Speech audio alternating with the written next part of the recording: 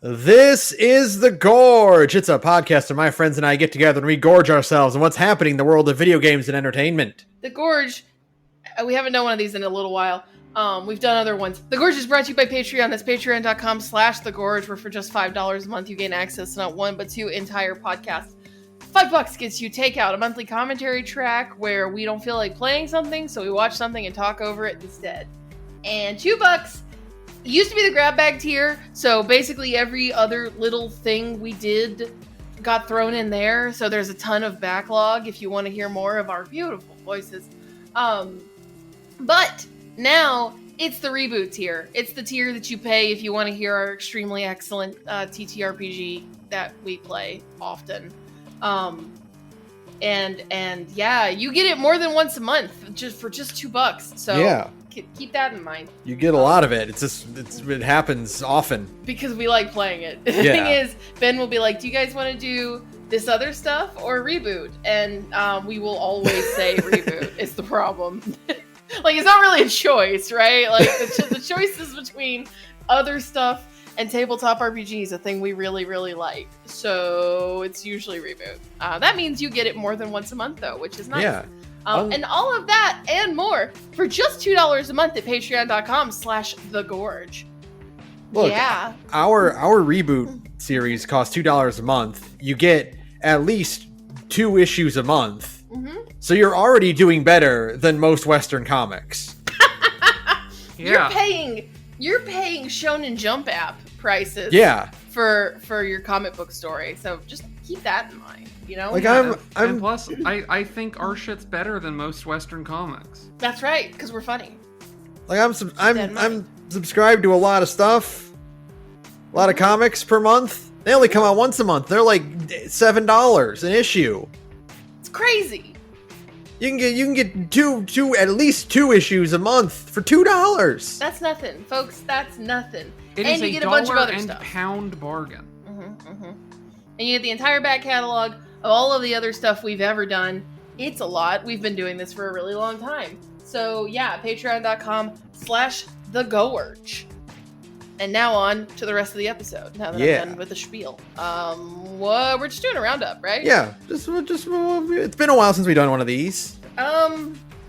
I realized I've been keeping, because I'm like trying to be a better girl about keeping track of all the stuff I do in a year, because I always forget by the end of the year, right? Yeah. I was looking at my list. I have done so much more watching stuff this year. I don't know. Same here. I don't know how it happened. I was like, I'm always like, I could play this video game, but there's this TV show that I keep wanting to watch. So I've watched a lot of TV and a lot of movies and a lot of anime this year. Mm-hmm. So that's going to make the Gorgies really interesting. Yes, it will. But that being said, the big one is we did a lot. We finished Galactic Heroes. We watched Gunbuster. All of those things. You don't need those commentary because most people who listen to this podcast were there for it.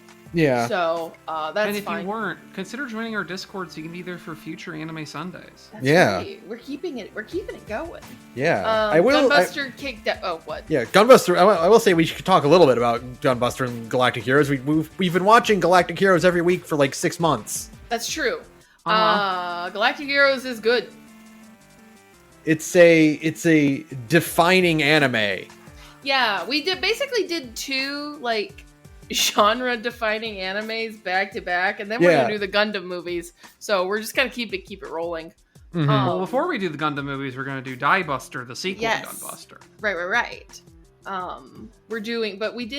We finished Galactic Heroes. That show has a phenomenal ending.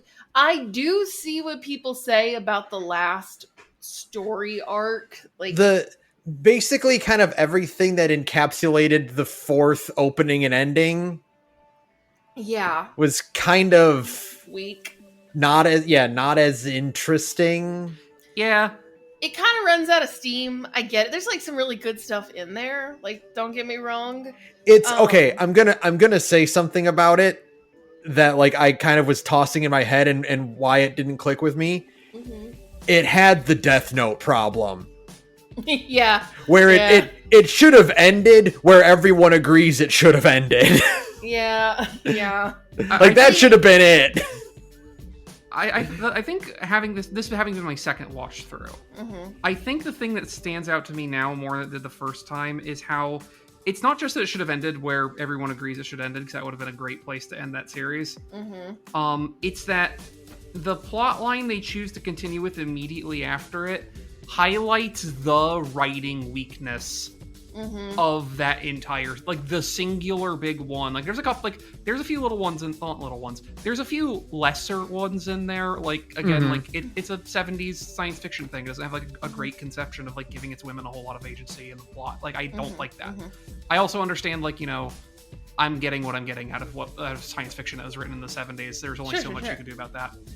However, Legend of the Galactic Heroes' moral commitment to the idea that people on both sides are good and real people, and that you should, like, try to, like, you know, remember that they're ultimately humans on all sides of the story, leads to them having this over-reliance on needing to come up with, like, psychotic subhuman boogeymen to do all moving of the plot. Yeah, do all of the evil shit. The Fire Emblem Problems dragon. Like, it's not just that Three Houses stole all of the characters and aesthetic. They also stole the Problem Dragon. Yeah. Which is just incredible.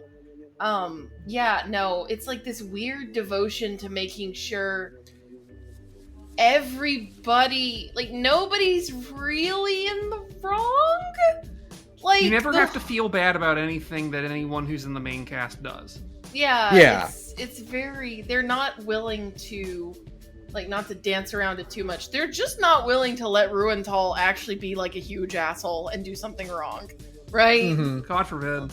God forbid. That would have been way more interesting if Ruenthal was just like, no, actually, I think I could do this better. I'm in charge of the new land, right? Yeah. I should just be in charge of all of it. Why not, right? Like, you could have done that. You could have done something, but no, that we have to stick with this interminable terrorists plot line through the whole show. It's never good, and it resolves itself poorly. It was bad from start to beginning, and they can't even do anything good with Rubinsky. It's fucked up. It's fucked up. It's very strange. Like, by the time you hit the credits and you digest it for a minute, you're like, wow, you could have cut Rubinsky and the terrorists out of the plot entirely, and it would be the exact same. Complete same show. Like, nothing changes. Because it would have been stronger, because everybody else's motivations would have to be, like, bulked up a little to compensate, right? Yeah, like, you have to like make things happen by having people do things that are uncomfortable, right? Yeah. It is now, I will say my only counterpoint to this is the funniest and best thing in the world that Oberstein's character is ultimately that he was just in fact the true believer. In everything, and everyone just hated his guts because he refused to explain himself, but ultimately he was 100% right about everything and died for his country. I think you should take out Rubinsky and the terrorists, right? But let Oberstein continue to be right about fucking everything else. It's so good. It's so good. It's just that Oberstein was just so bad at talking to everybody. Like, truly, at no point ever did he ever consider, if I was a little bit more diplomatic about this, maybe people would listen to me. It's incredible. It's just like Cole Phelps. We were like, yes, he's right, but also shut the fuck up, you nerd. You have to be such a dick about it. But I think my favorite bit is realizing, like, and this is, again, like, we're talking about, like, later Logue shit. My favorite part is going through that entire first act of, like, part 4. Like, did he conspire to get Royenthal, like, do the thing? And you realize later, it's like, no, he just looked at the situation and went, well, if Royenthal's not a bitch, he won't do anything. And if he's a bitch, he'll do something and we'll have to kill him. Yeah, exactly. And it turns out Royenthal's a bitch. Only Oberstein was correct for the whole show, as it turns out. It's so fucking funny. It owns. However, we do have to backtrack. Unlike Cole Phelps, Oberstein is my fucked up boyfriend, if you don't applaud every time he walks up into the room, I will blow this building up with you, myself, and everyone else inside of it. That's right, Jay. You better clap for my lame ass boyfriend, I swear to God. It's like everything, like everything up to the beginning of part 4 is so well done. Mm-hmm. And then part 4 is clearly just them putting their hands in their pockets and going, well, shit, now what? Oh shit, we kind of wrote ourselves into a corner here. Because, like, there's no universe. And I mean, like, I will say they're smart. There's no universe where Julian, with, like, the number of people he has, could ever actually defeat the Empire, right? Right. Like, he can put up a valiant fight, but that's kind of it, right? It's just so funny how, like, the entire 4th act, the Iserlohn is just kind of by themselves. They're just kind of hanging out. They don't really do anything. They don't contribute anything until the very end, where Julian's like, fuck it, one more.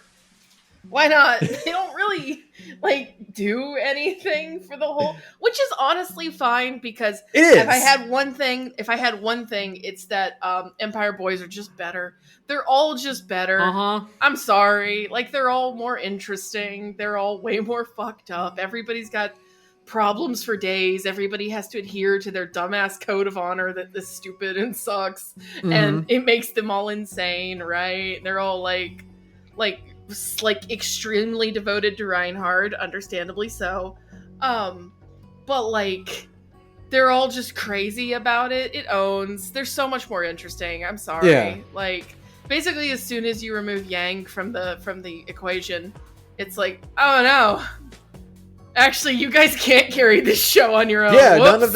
none of them have anything even close to the drive that like the Empire does, and that's fine because you can't have both sides being the exact same like that. Then you should have ended the show earlier. The thing is, the best guy on the Alliance side is the former Empire guy. Exactly. It's fucking Walter von Schenkopf, who is just the Doomslayer with sideburns. It's fucking crazy, dude. It's extremely funny that you have a character who's like, we put the Doomslayer in Metal Gear Solid, and it's the best character in the entire show. It's so funny. It owns. He's so funny. There's no one in Metal Gear who's like, while intrigue was happening, I was busy fucking my way through France, you know? Yeah, I was fucking and killing and frankly having a great time from beginning to end. Like, I don't feel any guilt or nothing, honestly. I'm not haunted by nobody. Fuck that. The only thing I'm haunted by is, like, women I haven't been with. He's so cool. I love him to death. What a great character. Rest in peace to the fucking realest one of them all. Fantastic fucking show all the way around, even despite like its weak conclusion. It truly is the Deep Space Nine of anime. Yeah. It's the best one. Shame about that last season, but don't worry about it.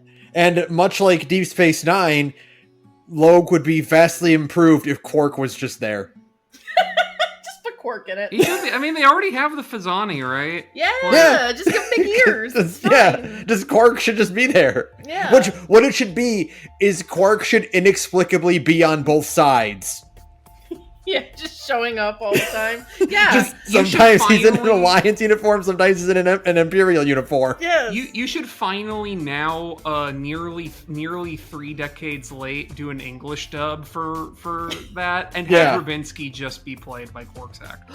That's such a good idea. Oh, that would rule. That's such a good idea. Oh, it's actually fucking crazy that show's never. I mean, it got like a remaster that is now impossible to find legally. Yeah. And it never got a dub. It's fucking crazy. Yeah, no, they did a Western release of it in like 2020, later 2010s. And like no dub associated. It was just a re-release of the show. Crazy. And now you have to pay like $2,000 to get those Blu-rays. So fucking have fun.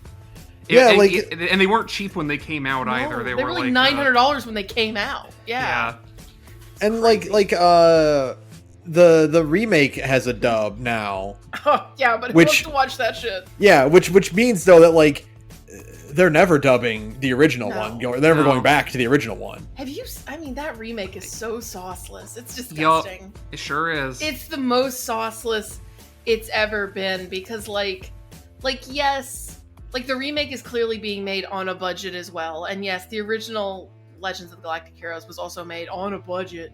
On a G.I. Joe budget to be exact. Yeah. Well, like, that was the funnest part, was like seeing shots of like just like a field or like a small town and be like, this is indistinguishable from G.I. Joe. It's the exact same thing. But the thing is, like, at least the 80s one has like the strongest character designs that break its back carrying that show, right? Every character design, everybody is so like unique and distinctive and so just like perfectly cast, right? Everybody's face, it's like the only way you could ever imagine those characters looking, right? Mm-hmm. Everybody in the remake has like the most disgusting same face you've ever seen. Anime boy face. Yeah. Like it's pretty really anime horrible. K-pop, like J-pop K-pop boy, right? Like no. It is the most I have seen a new version of an older show just like completely misunderstand the assignment. Yeah, no, it's incredible. Okay. Nobody looks like they're in their 30s, which is just like, what have you done? Okay, I'm just checking behind the voice actor to see what dub actors are like. Guess who voices Mueller? Who voices Mueller? Fucking Michael Sinter-Nicholas. That's so funny. Dean Venture. Can you send me this dub list? I need to look at some of these. Yeah, hang on, post it, please. Yeah, I'm just not behind the voice actor, but like, it's. I might the dub seems like this is like a rock solid casting. J. Michael Tatum is Oberstein. Yeah, the problem though is that you have to watch the J.J. Abrams Star Trek version of this show. I know. And like, oh god, Chenkov is Chris Sabat. Oh man, that's a terrible Oberstein design. Oh yeah, Oberstein looks terrible. All of these are so bad. I'm sorry. Look what they did to Poplin. Look what they've done to all of my boys. They fucked them all up. I will say as teaser for like a week from now when we not a next stream, but the stream after when we start doing Mobile Suit Gundam, you are going to hear Poplin's voice actor and be like, what is that voice doing coming out of this character? I hate you. Oh boy.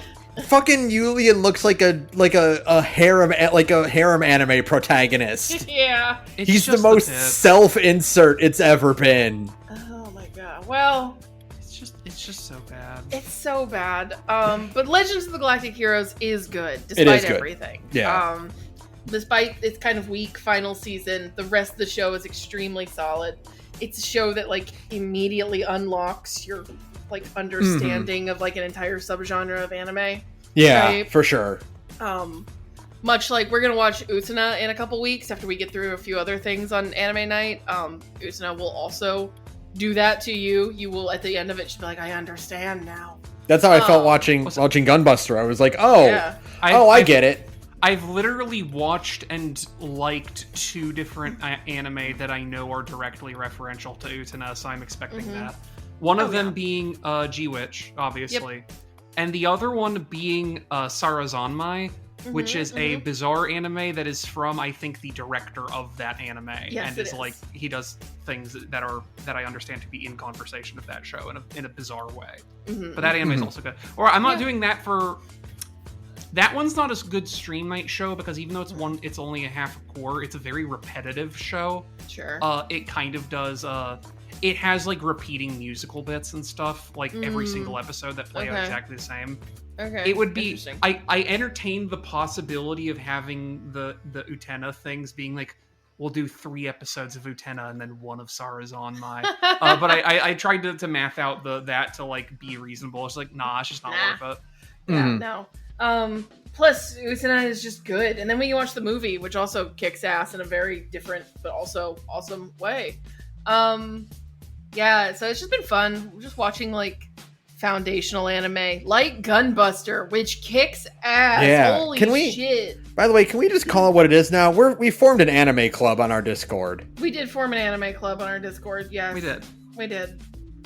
You know, listen, sometimes you become a grown-ass woman in your 30s and you go, what if I just joined an anime club again? Right? Like, that's fine. Like, I can just join an anime club again. Yeah. Listen, though, nobody showed me this shit when I was growing up. Like, nobody sat me down and said, watch these like vintage anime that are super important to your understanding of like the entire medium. I've watched foundational movies before, and I've never seen like a lot of foundational anime, so this has been fun. I've been really enjoying it. Gunbuster especially.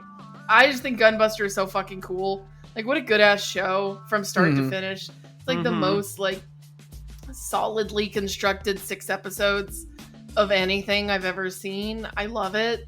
It's just like a mathematically perfect OVA. It makes you understand why they spent so much of the 90s over at Gainax just doing, okay, well, what if we did a 6-episode series?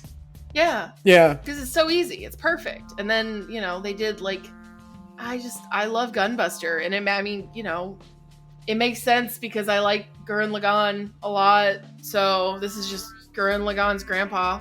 Yeah. Right? Like, directly, all the stars in the sky are your enemies type shit, you know? And it owns. It's so good. I don't know. I don't even really have, like, words. I haven't even found the way to, like, put words to it yet beyond just, like, me going, like, but it's one of those anime that just, like, sticks in your brain for the rest of your life, I feel like. It can immediately just burrows a hole in there and you're stuck with it forever. It's just the vibes are so incredible. You just rotate the series in your head. And it's also just like, man, we can never go back to the OVA era of the Japanese Miracle. Literally ever. No. We can never go back. It's so just you look at these designs and these settings and you're just like, oh fuck. It's never gonna be like this again. It's not even that. I mean, it is that.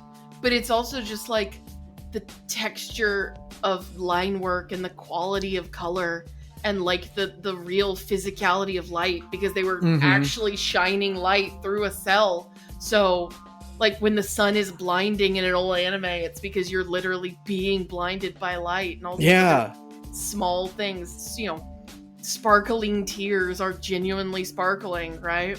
All of this, like these little qualities that just like, they don't even make those paints anymore. They don't even make those cell paints anymore. They don't even make those machines anymore. The last one is in a Disney vault somewhere. It's fucked up. Like, everybody who knows how to do this is either retired or dead. So we quite literally can never go back the way that other medium can. And it's kind of depressing.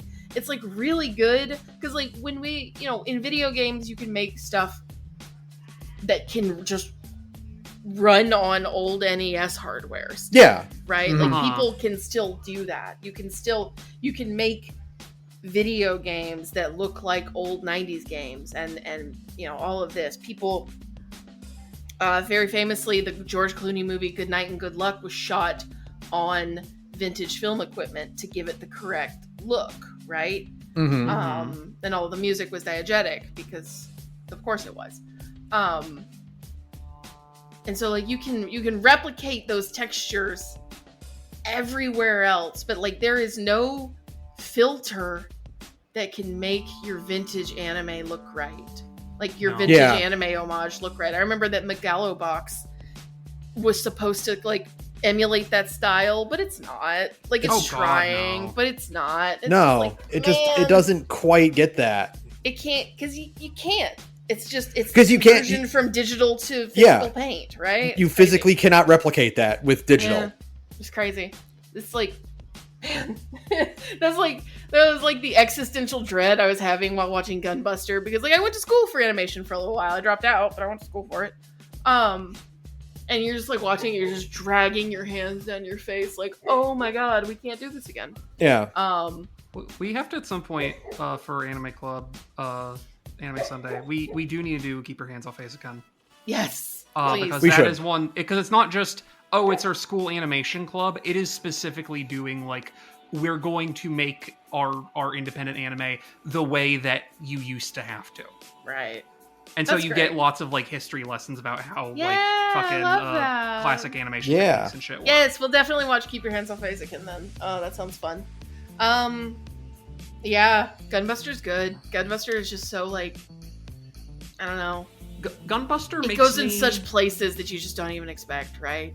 Yeah. It makes me feel like I'm closer to being ready to do an Evangelion rewatch again.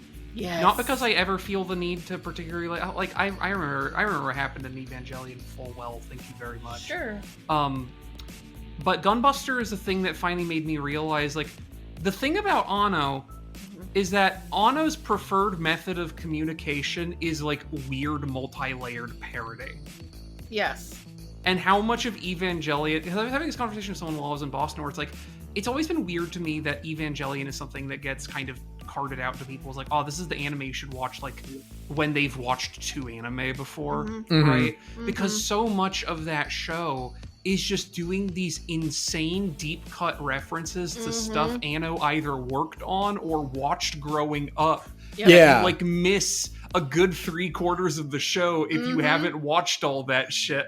Yeah, like, for sure. It's like, man, I need to go back. I need to, like, watch some Ultraman. I need to, like, watch the original Devilman anime. Yeah, you gotta watch some fucking Kamen Rider. Like, there's so much. Knowing that he got made insane by Char's counterattack makes a lot more sense now, knowing that I know he literally worked on it. Yeah. Literally, like, one of the first things he did at Gainax is that they outsourced some, like, you know, mech design for, like, non-important mechs to other animation studios. So while he was at Gainax, he's like, yeah, you're the guy who's in charge of designing all the new Principality of Zeon mechs. And he's like, fuck, what? And it's literally the only credited mech design work he ever did. That's crazy. That's insane. That just means he didn't do the mech designs for Ava, which is fucking wild to me.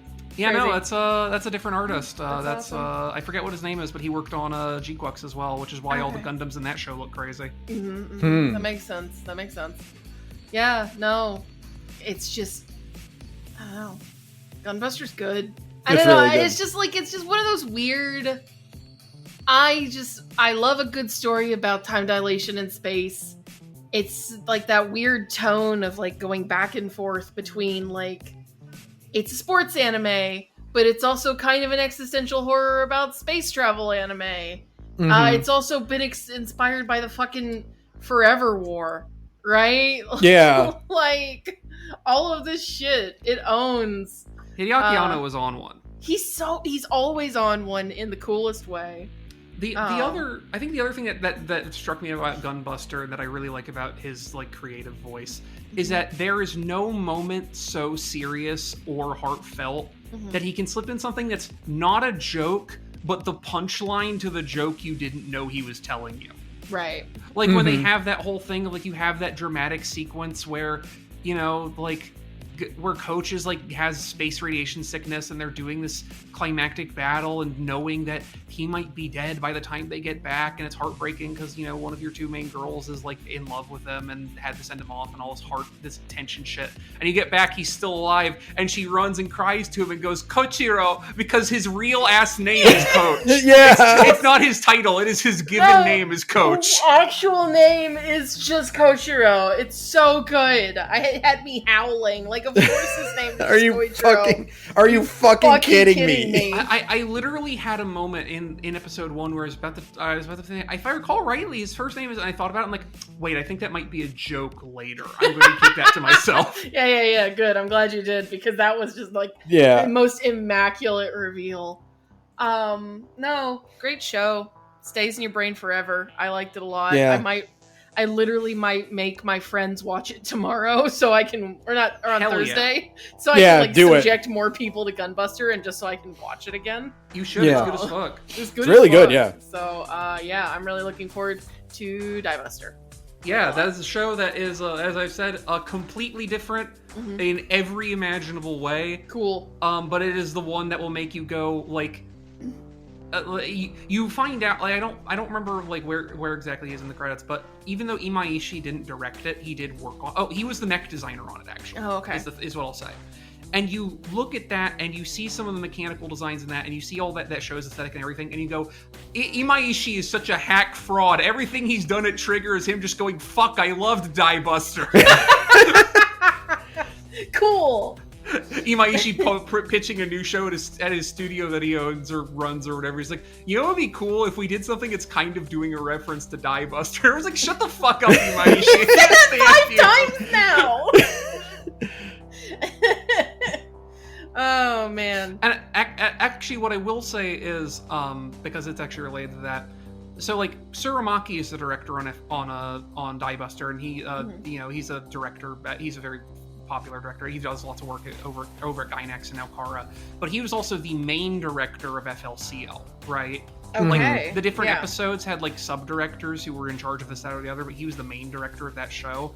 And the way that Die Buster is kind of him, feels a lot like him reminiscing on how cool FLCL was to make, is Space Patrol Luluko Imaishi thinking about how cool it was to work on Die Buster. I see, okay. I understand. I'm looking forward to it. I also, one other thing, I've done other stuff, but nothing worth talking about. So just throw it out real quick. I also watched Superman. That movie's really good. That movie's really good. I need to watch it. If you can make time to see Superman soon, please make time to see Superman while it's still on the big screen, because it's a lot of fun. It's just fun. I don't know. It's so, like, it's very confident. It's very, like, just kind of willing. They don't waste your time with, like, a backstory or anything. They're like, you know who fucking Superman is. Right? Mm-hmm. They literally are just, they open with him already doing superhero shit, right?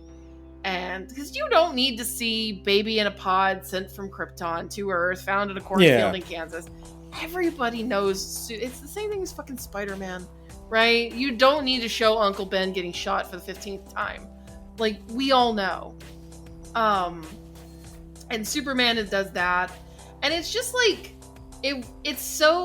it's fun because it's kind of playing with that, like, it's playing with kind of your standard James Gunn kind of cynical, not cynical, I mean, yeah, cynical. He has kind of a cynical edge in a lot of his earlier hero movies, but like playing with that versus like the unabashed, like hard on your sleeve, total like optimism of like playing superhero, like Superman straight as a fucking Boy Scout. Like, just being willing to have this guy in a movie in 2025 who doesn't swear, except for one point when he's getting mad about something somebody said about him on the internet.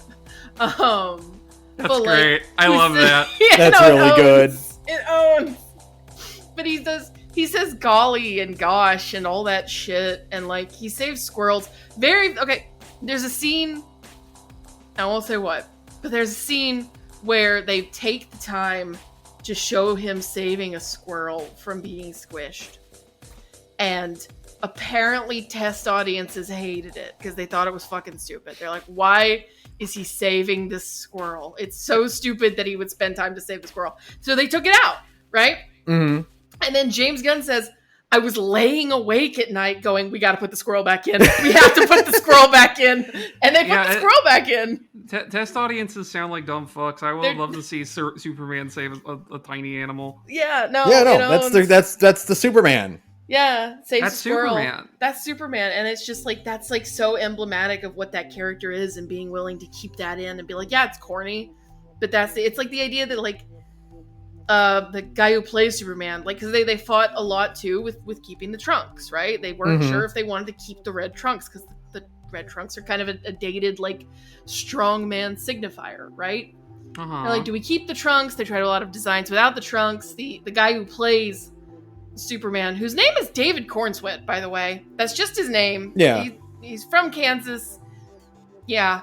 The guy who plays Superman was like, he said, like, we should keep the trunks because it's kind of corny, but, like, that's the idea, is that, like, yeah, it is a little corny. It should be, like, a little goofy so that you never think this character it's so different from the Zack Snyder approach, because literally the idea is to have him wear the trunks so nobody would ever be too intimidated by him, to, like, not be willing to walk up to him and ask for help, right? Like the idea behind giving him the trunks in a movie in 2025 was you want him to look a little goofy and a little unintimidating because you would want like a 7-year-old who lost their mommy to not be too scared to walk up to Superman and ask for help, right?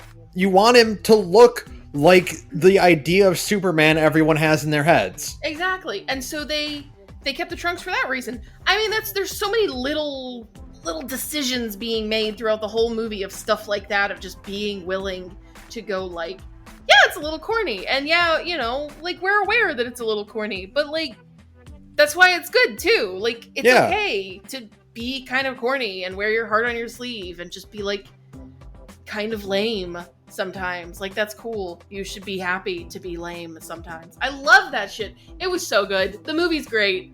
Please go see Superman. It I will as soon as I can. Nathan Fillion as Guy Gardner is like immaculately cast, by the way. And Nicholas Hoult is also a really, really good Lex Luthor. Like excellent. He's such a hater.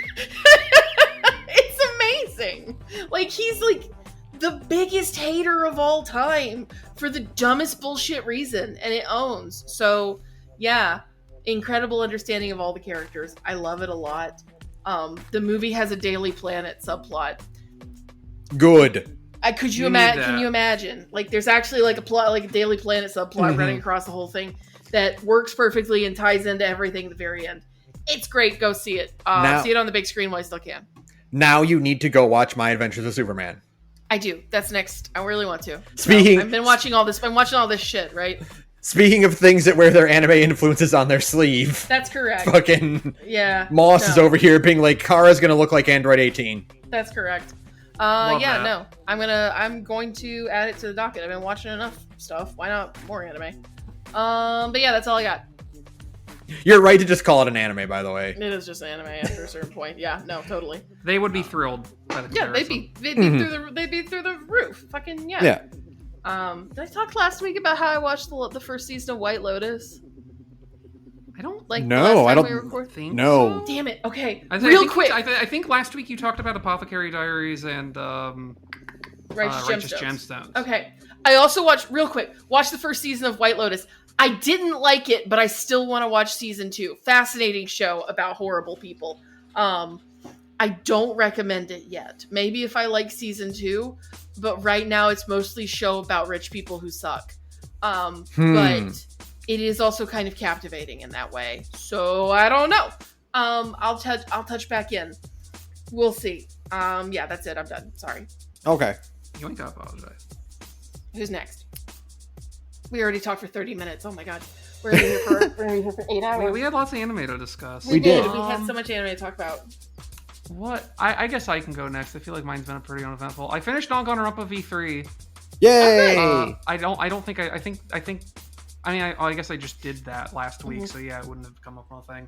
That's like an all-timer. That's a great visual novel. Yeah.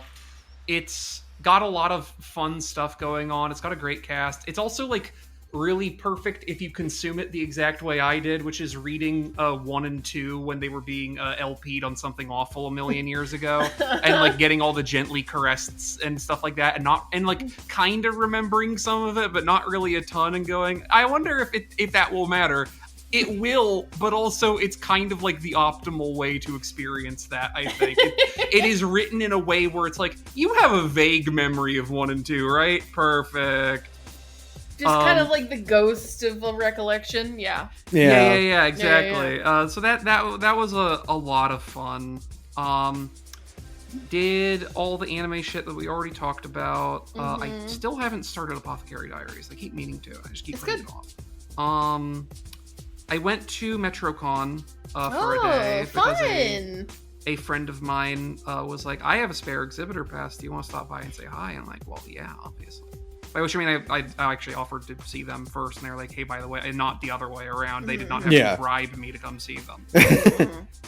But, so yeah, that was fun. I got, as you do at conventions, I got lots of plastic crap, which makes me very happy. I love my plastic doodads. Is there anything else that I did in the last week? Honestly, I kind of think I didn't. I think that was most of it. That's fair. Okay. That's fair.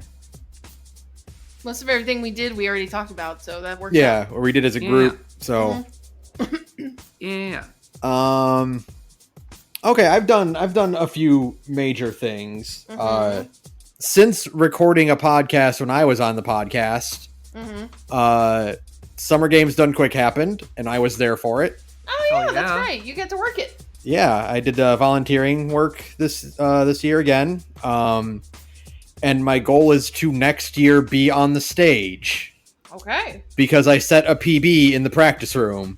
Oh, good. And it's unrecorded, so I got to do it again. I just haven't had time to do it again. I keep meaning to. One of these days when we're just like hanging out, I'm just gonna like start streaming Cold Shadow runs, just so that I can have a record of it. Sure. Absolutely. But that was tons of fun. There were a lot of really great runs this year. The Metal Gear Solid 3 run was great because it was on European Extreme, which means if you get seen, it's game over. Oh, I see. They also unlocked the bonus feature to do a mod for invisible enemies and bosses. A word? Yeah. Cool. So that was really fun. Cool. They did oh god, what other good ones were there? Mario Maker Relay Race is always really good. They did Deltarune's chapters 1 through 4. They were 1 and 2 were on the schedule, with 3 and 4 being a goal, and they obviously blew past that. Sure. Which I didn't get to stick around for because it was really, really late on the final. It was the finale, was Deltarune. But I did get to watch chapters 1 and 2, and those were incredible. He talked about how you can skip the cutscene between Noelle and Susie, and that is the optimal way to play. Call that shit homophobia skip. My cruisy shipper ass like, oh great, I have an excuse now.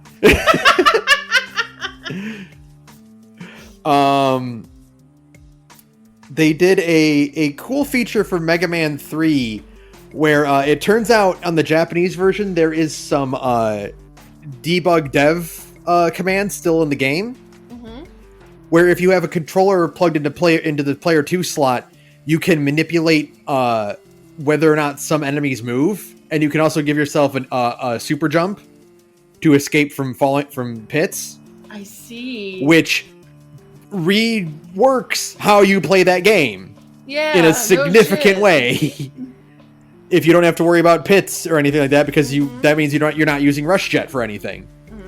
The problem is you have to do it on physical hardware, which means it's not something that like people can regularly practice, because you need to be 2 people in the same room on the same NES. That's so funny. But so that was really fun because they were kind of doing a few things where they're like kind of like improvising actions on the fly, in a really, really fun way. What else was really good? Oh, everyone needs to watch the AEW Fight Forever run. Okay. Yes, sir.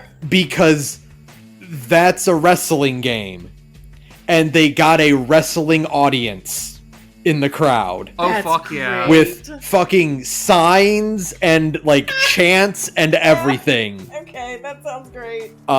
Phenomenal run. Like definitely one of the highlights was the AEW Fight Forever one. Lots of good, like everything was it was just a rock solid lineup all the way. Like from once I saw not much to say about it, but the Neon White race was very good. Yes.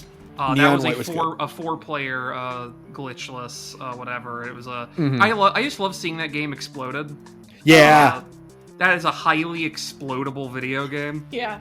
But the other one that I really enjoyed that I thought was super, and their implementation of it was really fun, was the Blueprints bingo race. The Blueprints bingo race was awesome.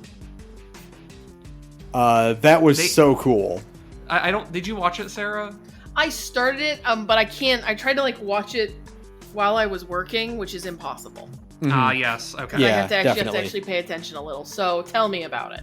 For the listener at home, basically what they did is they had a appropriately sized 9x5 grid of randomly selected objectives that they had to do that were all things like open both shortcut gates, or have 3 red rooms in a run, or draft these 4 rooms and this, that, or the other. Mm-hmm. And the idea with the bingo card is that the 2 racers were competing to see who could fill a path to room 46 first.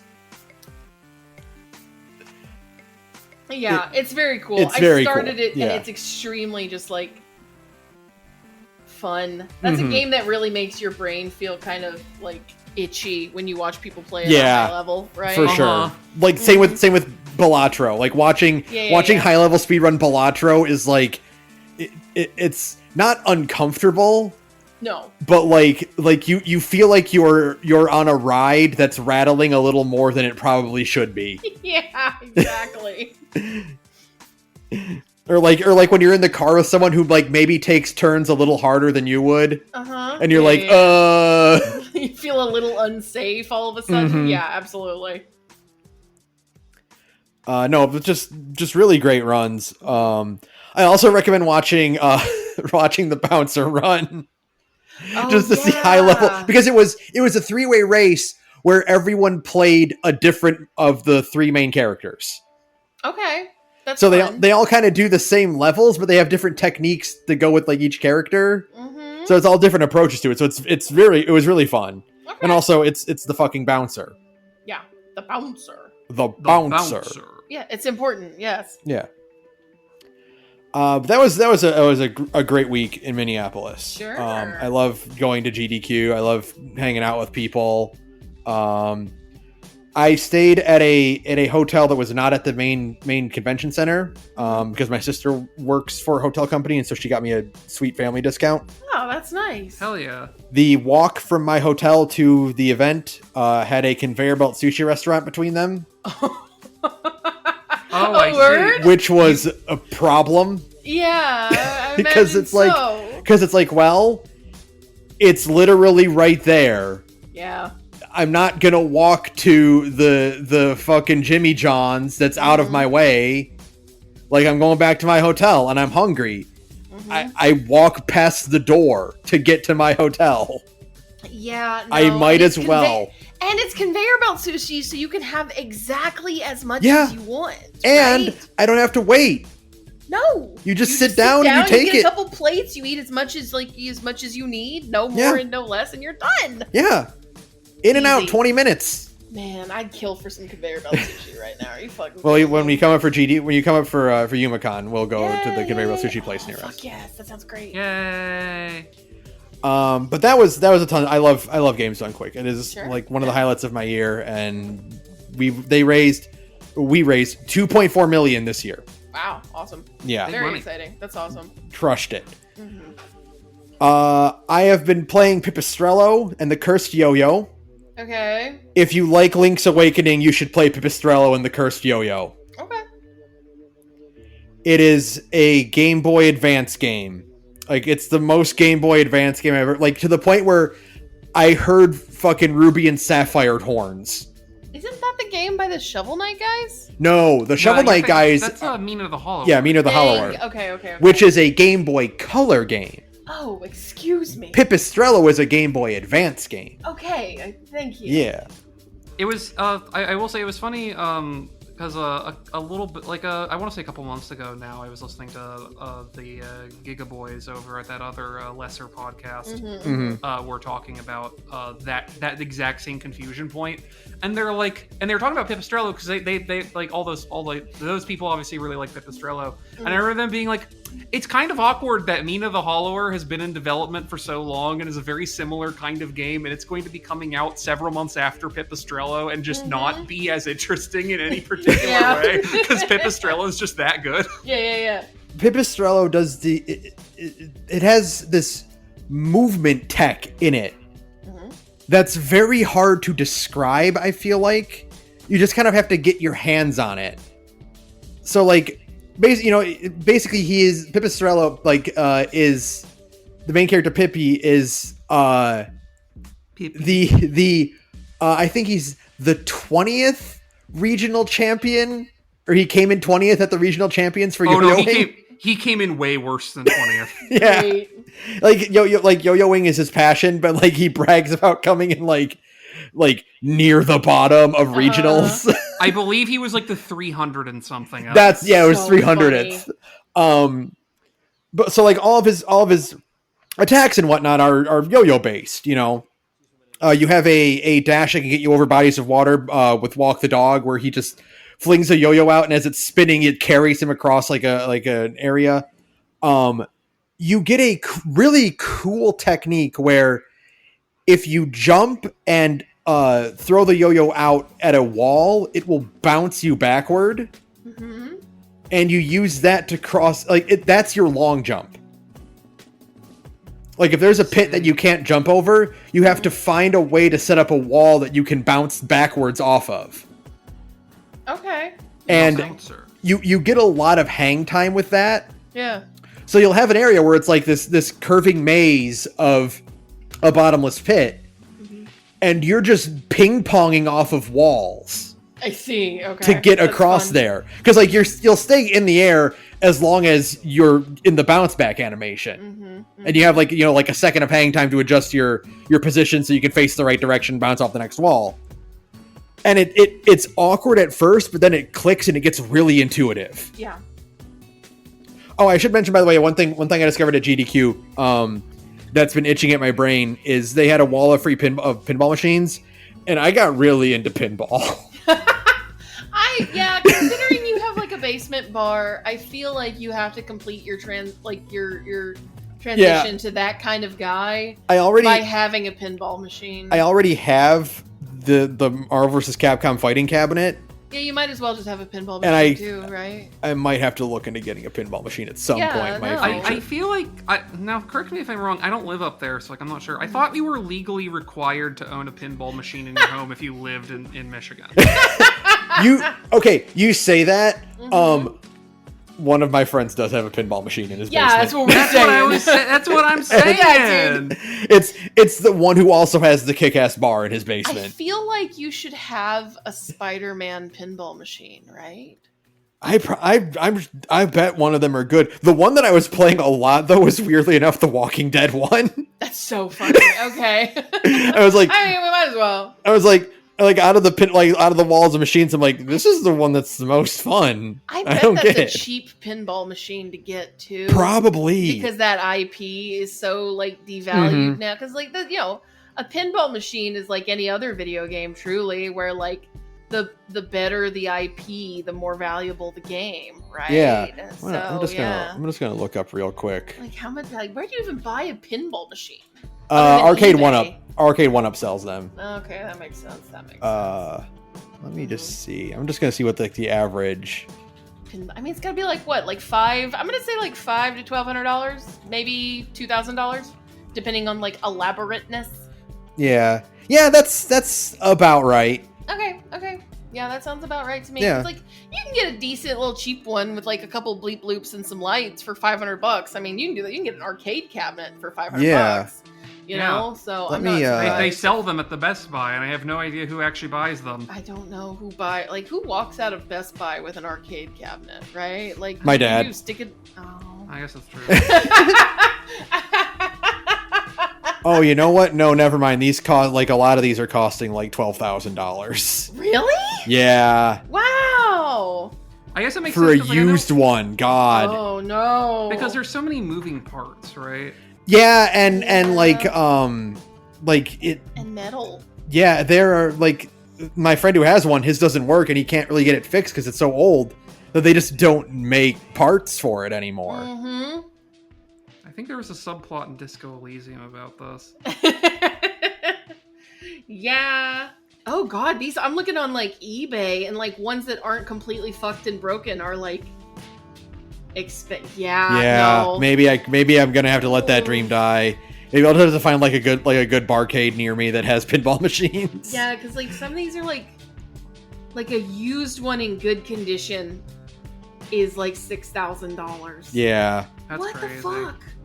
Damn. If I had that much money to spend, I know what it would be spending it on. Like if it was like $6,000, and that's what my thing was. I saw, because I looked it up after that time I visited most recently. We went to the Birmingham Art Museum, right? Mm-hmm. I wanted to see if anyone was selling their busted old Tanegashima muskets. Because, people just have those. And, like, I'll be real, you can get one of those off eBay for, like, $2,000. Just get an old samurai musket off of eBay. I was literally just thinking, if I was, like, any more flush, I would be like, I could afford to own a samurai musket for $2,000. Have a Tanegashima just hanging over your PC. I love that. Man, somebody breaks into your house and you roll up with one of those fucking things. It doesn't work, but you just, like, show it and they're just like, oh, fuck. I know statistically if someone points a flintlock at me that it's a display piece and that it's not actually good for anything. But I also know, much like that guy in the boxing ring when the other dude starts going Kamehame, I ain't fucking around finding out if that thing works or not. Exactly. Like, at a glance, you can't tell. Like, in the dark, you're robbing somebody's house, right? Their lights are off. Mm-hmm. They come out of their room holding a big fuck-off gun, right? Can you tell in the heat of the moment if it's a flintlock or not? I'm going to say no. Absolutely you just not. get the fuck out, right? Yeah. Totally. So I think it's a great investment, Saturn. You should do it. I should do it. Instead of spending that much money on a real gun, I'll spend it on a display piece. Yeah, exactly. Like a real weeaboo. Oh god. So yeah, I'm gonna have to find like a barcade near me where I can play some pinball. Damn, that's a problem. Anyway, Pipistrello is really, really good. If you if you like classic Zelda at all, play Pipistrello. Okay. It feels really, really good to play. I also have been playing a lot of Persona 5: The Phantom X. Oh no. The subway is mine for the slamming. Someone asked me if that game is good. Is that game good? It's Fallout 4. Oh, I'm sorry. You got tricked by potato chips again? You got potato chipped. Is it good? No. But do I really want to keep playing it? Yes. I'm sorry. You're describing my current relationship with Girls Frontline too. Mm-hmm. Like it's right now it's on mostly negative on Steam. Which okay, to be fair, let me just clarify one thing here. As a free-to-play game, it's a good Persona light. Like it plays like Persona 5, it's got characters like Persona 5, it looks like Persona 5. That's you could do a lot worse if you want to scratch a Persona itch. Right? Mm-hmm. The thing is, the global release is the global and Japanese release have worse daily rewards and maintenance rewards than the Chinese version. That's so funny. Like, you just straight up get less stuff. And in their rush to catch up with China, they are putting out all of the patches and updated content. They're accelerating it. Oh no, the bungle. So they're overlaying characters. You can't do that. I know. So they're not giving us resources, and they're also accelerating when characters are available to like, special characters are available, like their banners are available. That is a great way to kill your gacha. Yeah. So there's a reason no gacha does that. I know. It's incredibly frustrating because it's like, well, I want to get all of the original Phantom Thieves, right? Like, right. But they're stacking them like so much that like it's almost impossible without paying for it. Right. Like it's so frustrating because it's like now, granted, I will say one thing in Persona X's favor. It has a better pity system than FGO. That bar is in hell objectively. Like, that's not hard, dude. So what its pity system is here, and this is still worse in global, but like I only have FGO to compare it to, so like it's still better for me. In global, it is every 80 pulls you have a 50-50 chance of getting the highlighted character on the banner. And if you don't get it the first time, you guarantee you get it the second time. Yep, exactly. Yeah, that's like not to. I mean, it's good for them. That is basically the gacha standard since Genshin, because that was Genshin's model first, and Genshin was Genshin successful. Yeah. So now literally every new gacha does that style, whether it's a fit for the game or not. If they made an FGO2 tomorrow, it would use that style. Which is nice because that means like I don't have to I can okay, well it's 160 pulls at bare maximum, and I will get this character. And it's not impossible to get them for free, but you really have to work for it. Because the way, and I don't know if other gachas do it, but the way, I only have FGO to compare it to. Imagine if, like, instead of Saint Quartz, you could spend, 3,000 prisms for a 10 pull. God, I wish. Because, I feel like there are some that do that, but that isn't standard. That's unique. Yeah, you can get in-game crystal currency, and you get basically it's you get piddly amounts. Like you get 5 or 10 for opening a chest in the RPG, or you get 50 for completing a side a side mission or whatever. So you get piddly amounts, but every 150 of those gems is one pull. So 1,500 gems is a pull. Yeah, that one's also kind of the standard model. I'd say the comparison for FGO would be if the FGO's problem is that it had Saint Quartz before this model kind of existed, and their way of backporting this was to put in the Saint Quartz fragments, because that ends up being their equivalent, basically. You got a tiny little shit reward for doing a thing, but if you get enough tiny little shit rewards, you can do a pull. Right. So yeah. So it and the first, I'm in the second dungeon because only the first 2 dungeons are available right now.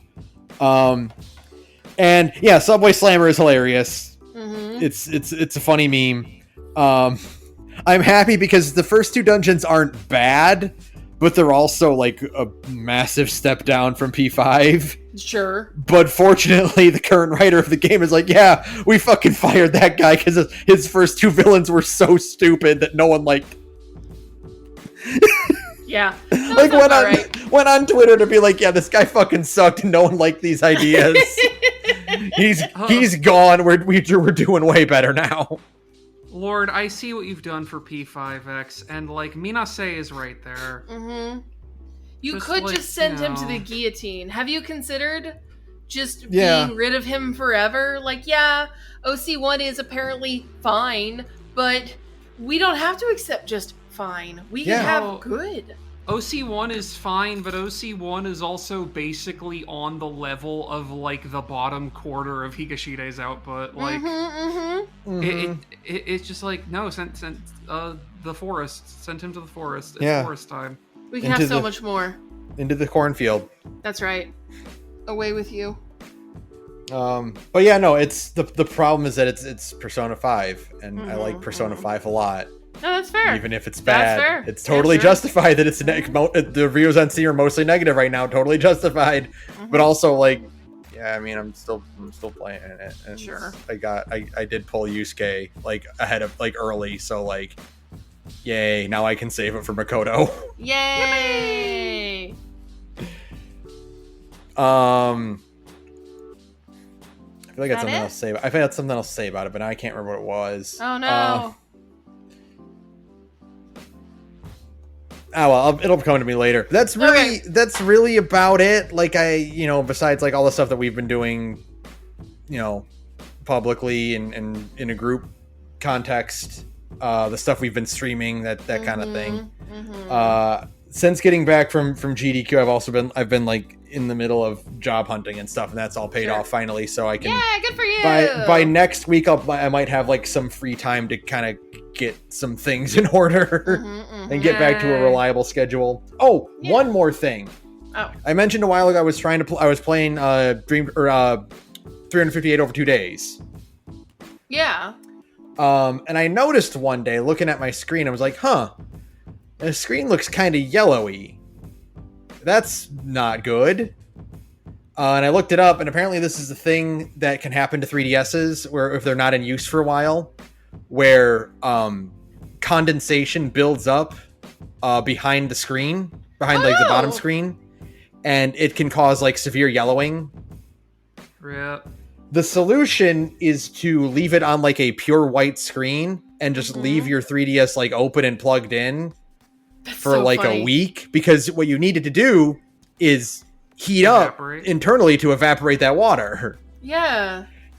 And I tried that and it's not working. Ah, boo. So like it did sound kind of fake. So no, like I've seen videos of like it working. Like that's like what a lot of like sources say, like, well, that's what you got to do to fix it. And so that it worked a little bit, but it's not working the way it should. And it's like, damn it, Nintendo, you made a 3DS that's like super good at expelling heat. And so it's just not warming up at all. Damn, maybe if you covered it or something. Maybe, but then I'm afraid like it would overheat and then like it would have severe problems. But I don't know. So that's like, and now I'm looking into like, what if I just get a new 3DS? Because like I have a first model 3DS. Oh my god, that's a senior citizen right there. Playing that, I'm like, how are we okay with this? Grandpa, you can get a new one. It's okay. I've got to find like a 3DS XL or something. Yeah. Oh god, absolutely. Get one of those Animal Crossing ones. It's so cute. Yeah. Yes. Fucking postcard ass size screen or like stamp size screen. Man, it's fucking crazy that thing didn't sell well when it first came out. Yeah, crazy they had to drop the price by like $80 or whatever the fuck. Just to move units. Yeah, I can't imagine why. Yeah. That's about it. Yeah, everything else has just kind of been like just group stuff. Group stuff, idling, and gotchas. I'm doing the FGO summer event, and there's a lot to read and not a lot of time to read it. No. They decided. I know we joked on a prior episode about doing a spoiler cast for that. I wasn't expecting there to be so much that you conceively could. Yeah. There's a lot of substance here. I still don't think we need to, but it's fine. Also, because I think part of the problem is because I don't know how they frame it for Ben, because Ben hasn't done LB6 yet. That thing is extremely an LB6 sequel. I have no idea how they frame this, that, and the other things that show up there as if like you haven't done it. Oh, don't worry. Like it's just they're referencing things that just fly over my head. And like characters just show up, and it's like, "Hey, we're here," and I'm like, "I'll bet I'll get to know you in a little bit." Eventually, once you get past Babylonia. Yeah, once I can make progress in the main game, I'll get to know what you're supposed to be like, and not just what your fun summer event version of yourself is. Someday Ben will finish Babylonia. I believe in him. I'll get to it. It's hard. It's hard when all these fucking events keep happening that keep taking up my time. I will say I think the LB6 character summer versions are maybe the closest they've ever been to like the real versions of the characters. It's kind of strange. Normally summer versions are like so goofy and elevated and like separate from like their plot versions, but no, not here. You're just like, damn, what was Altria Caster like in LB6? And I was just like that. Like that. Like, just a weirdo. Like that. She's just the weirdest, most perfect little child of all time. It's fine. We love her. It's what was good. her relationship like with the girl who she keeps not calling Yarandu? Oh, like that. What was Oberon like? Like that.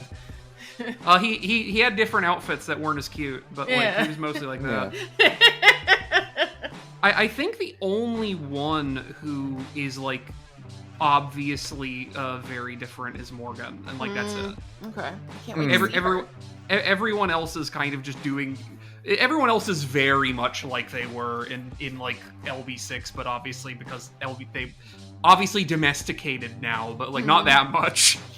I can't wait to see Morgan and then immediately kill myself because I didn't I didn't get her. Because I didn't get her. So I'm so fine. sorry. No, She'll come back one day and then you will. Yeah. I'll just do it for real this time. It's fine. That is one of the You have to live for your wife. I do. You're right. One of the nice things about Persona 5 is that there's not a lot of Phantom Thieves out right now. So like it's kind of easy to just get all of them relatively. You're in that FGO year 1 like paradise where it's easy to get K-scopes because there's not a lot of CEs in the gacha right now. Yeah. Right? I remember those Halcyon days when I first started playing it when it launched in NA, and like I didn't realize what I had at the time. I had way more K-scopes back in the day than what I've got now because I didn't realize how useful a K-scope is, and they're not as useful as they used to be, but still. It's always good to have 100% NP charge right off the bat. So yeah, no, it's like that. It's that feeling of just, the pool is very small, so the chance is still 1%, but it's 1% of a much smaller number, right? Yeah. Like, okay, exactly. That's not so bad. Yeah. Wow. But that's about it. Do you want to talk about some news? Yes. Okay, we've got a lot of fun and exciting things. Oh boy. Like this one. Sony suing Tencent over upcoming game it calls a slavish clone of Horizon Zero Dawn. Very funny story. Don't plagiarize. Like, it's hard to prove plagiarism. So very famously in the H. Brommer guy video, Plagiarism and YouTube, he talks about Asimov. Not Asimov. What's it, Isaac Asimov? Fucking, you know who I'm talking about. Yeah, the sci-fi writers. Yeah, they talk about sci-fi writers suing because they got ripped off. Their idea for a robot cop got ripped off by CBS, right? Mm-hmm. And it was hard to prove, except for the fact that they had pitched the idea of a robot cop to CBS like 6 months before the show went on air, right? Yeah. Yep. So it was super easy. Like, it's hard to prove the intent of plagiarism, right? Because, like, you have to prove intent, and that's nearly impossible. It's really difficult to prove. You can just say, well, I saw something on TV and I was inspired, right? And it's just different enough. In this case, they had hard evidence that showed, right? Right. And that's exactly what Tencent did. Yeah. They literally, like, had a pitch that they gave to Sony. Sony said, we're going to pass on this because it doesn't look good enough and it would like tarnish the brand, right? Mm-hmm. And then Tencent said, okay, well, we'll just make our own. Should we make any changes to it at all? No, just put it out there. It's fine. It's like, you look at images and you're just like, you didn't even like recolor the robots. So the thing is, and like this is the funniest thing about it. So it's like it's very obviously nakedly, it is aesthetically Horizon, right. Like zero notes. They did it's like white redheaded tribals in the future with big robot animals, yada yada yada. It is like completely indistinct. It's the same color scheme and everything. Mm-hmm. It's funny looking at videos of it because I did go hunt down like the marketing page and like see what their videos of the thing was. It looks like Pal World as a game. Yeah. Which makes me think that their pitch for Sony was, hey, this Pal World thing's blowing up. You should let us make a Pal World with Horizon. And Sony was like, no, are you fucking stupid? That sounds terrible. Yeah. And then literally they just went, well, okay, I'm sorry it didn't work out. We'll go do something else. And then proceeded to just take that what was almost certainly an illegal, like, ripped asset thing that they made ahead of time and just going just sand the serial numbers off. Yeah, just do that. Like I think a lot of like in the idea of plagiarism or whatever, like the idea of having the same idea. Very infamously, the comic book character Dennis the Menace. Mm-hmm. His American and UK versions are two different characters with two different authors and two different creators who by sheer fucking coincidence, in the 70s, just happened to have the same idea that got published at the exact same time. Right. So and but they're different enough. Yeah. That you can still, and like you can prove there was no intent, right? But like this is intent. It's all over it, right? It's incredible. This is more justified than Pal World by like a long shot. By like a huge amount, yes. Like people calling Pal World plagiarism was just like really, like the Pokemon look like like the Pokemon in Pal World look like real Pokemon, but they're not. But like that's kind of where it ends, and that's not enough. Like, I think the thing that got... I know that the litigation for that one's still ongoing. I think, if I recall rightly, the thing they pegged them on was specifically that they use, like line-for-line copied formulas for shit like catch rates. And they Nintendo actually amended the complaint semi-recently to be more specific, because even, like... line for line copying certain things like catch rates and stuff like that is still not enough, as it turns out. Like, it's really hard. There's still like the possibility that they just happen to have the same idea with programming something. Right. So you have to amend it to be even more specific. So like I think the fact that Sony, like, normally something like this, Sony wouldn't waste their time, because they know that it's a fool's errand. It's a fool's errand. Proving plagiarism is hard. It's almost impossible. But I mean, when your promotional material looks so much like Horizon Zero Dawn that you can get it mixed up with Horizon Zero Dawn, something has gone horribly wrong. Yeah. So, I Have think fun it's with funny. That, Tencent. I think it's funny for Tencent to get sued too, because it's Tencent. It's not like it's the fucking developers of Pal World, like a little indie developer. It's fucking Tencent. That's funny. That's a let them fight situation. You know what I mean? No matter who loses, we all win. Exactly. Everybody wins in this case. It's fine. Next, Team Fortress 2 Summer Update is here. Here's what's new. Team Fortress 2 has content? They do community updates all the time. Oh, I see. This is one of the new community updates, but it's worth mentioning because this is very early on into post bot infestation updating, when the game is good now, because they managed to actually kick out like a vast majority of the bots. Yay! This article is worth noting because it's finally managed to beat its concurrent user record from July 2023. Wow. Clocking over 258,000 players. It's so funny that this game that's like 1 billion years old still gets such big player numbers. Yeah. You know, it's good for TF2. Good news. We are not dying. We are going to live forever. Forever. Yeah. I'm beginning to think they might actually just live forever. Going, honestly. I think, like, say what you will about Valve, man. They fucking... They know how to make shit that lasts. They're keeping it alive. That's all that matters. As long as it's still running, it's good. Next, Microsoft has reversed plans to charge $80 for The Outer Worlds 2. They charge $70. That's still too much money for that game. That's still too much, yeah. But yeah, no. But no, it's really it ultimately means very little, because anyone who has any interest in Outer Worlds 2 is like, well, I have Game Pass and I'm just gonna play it for free. That's the thing, is Game Pass is gonna fucking kill sales of that game. Yeah, totally. And I forget, did we ever cover the insane shit that came out about how, like, they actually calculate Game Pass's, like, profitability or whatever? No? Apparently they just straight up do not factor in the cost of developing a game. Okay. And so okay. It's like, you know, it's all profit. You know, yeah. It's highly profitable. It's Netflix levels cooking the books. I see. Yeah. Okay. Yeah. They're psychotic. They're that's insane. Deranged, unhinged. Yeah, that's so funny. Okay. Well, that makes a lot of sense.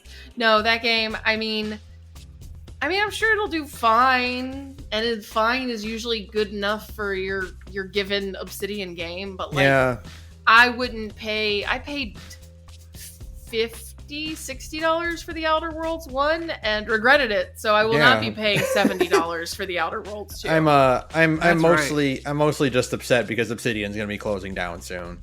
Well, no, because Avowed did really well. They did well enough on fucking Grounded to make a sequel, which is insane to me, but good for them. They have a couple things coming out, so like they're making money. Like there's no degree of bad that Obsidian can do that will not result in Microsoft instead going, we've canceled all your other projects and we are now farming out Fallout on you, which would be the best possible ending for everybody. Correct. So, I guess that could work. I don't know. You know. I don't know. I think I dreamed about a new Fallout game coming out. That's how dire it is right now. Well, they said Fallout 5 is in production. Yeah, okay. I'll see you guys. We'll have this conversation in 10 years and see what we say, right? Just like Elder Scrolls 6 is in production. Yeah, that game they've definitely spent the entirety of the last however many years actually developing instead of not at all.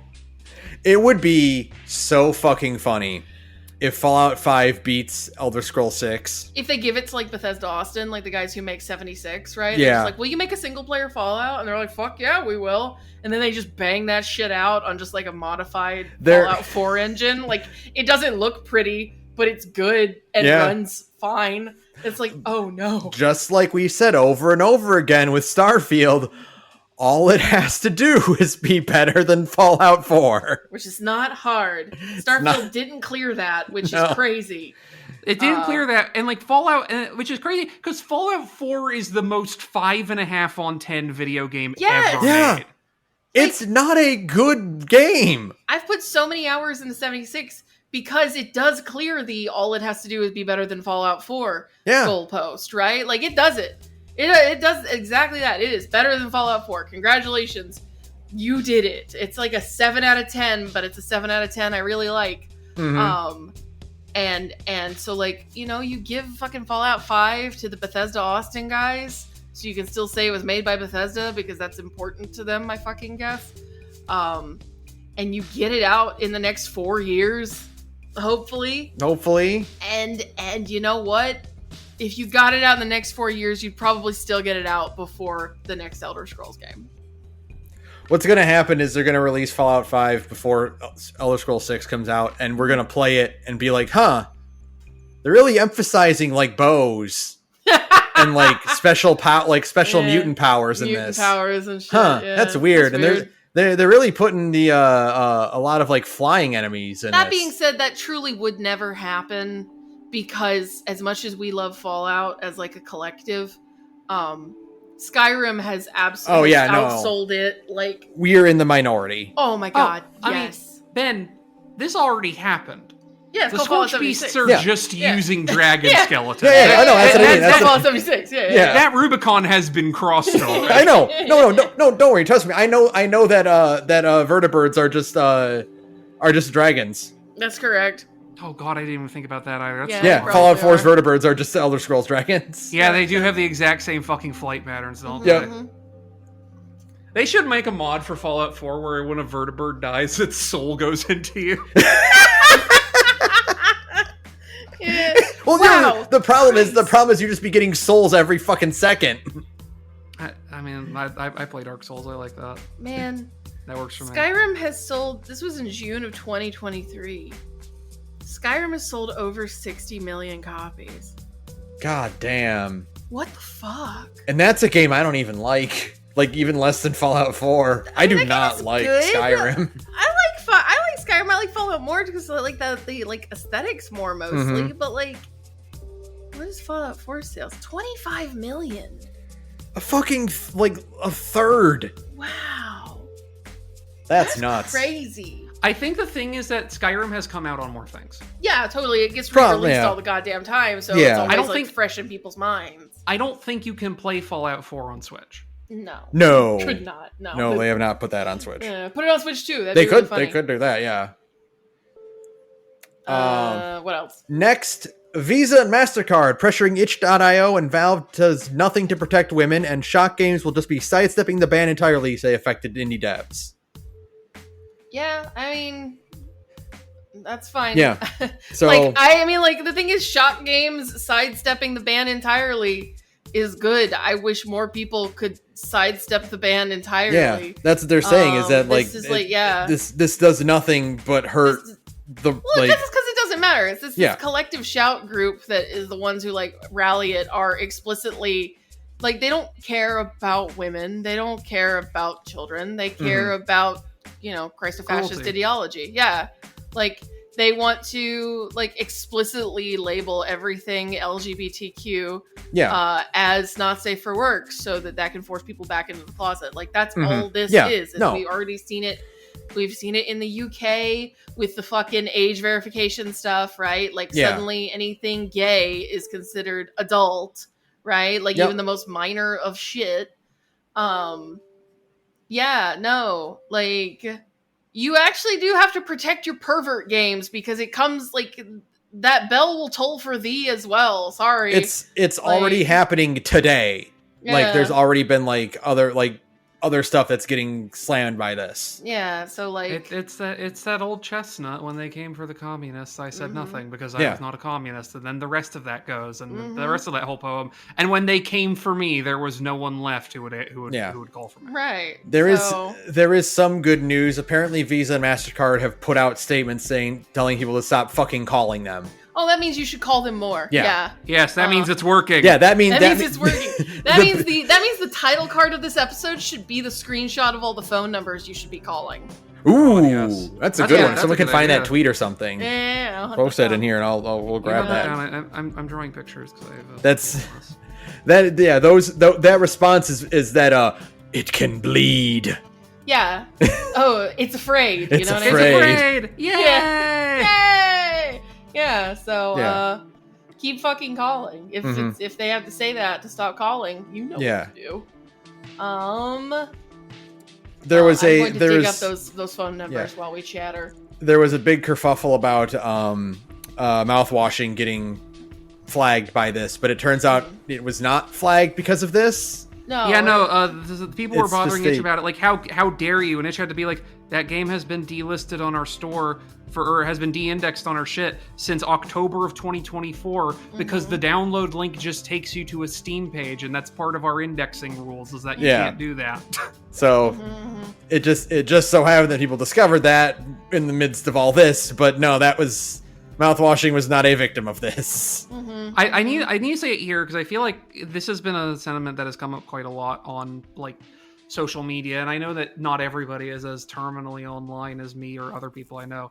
I have to remind you, Itch has like 10 people that work there, and also 0% of their like any of their financial stuff actually happens in the office or in their accounts. Like they have zero control over this.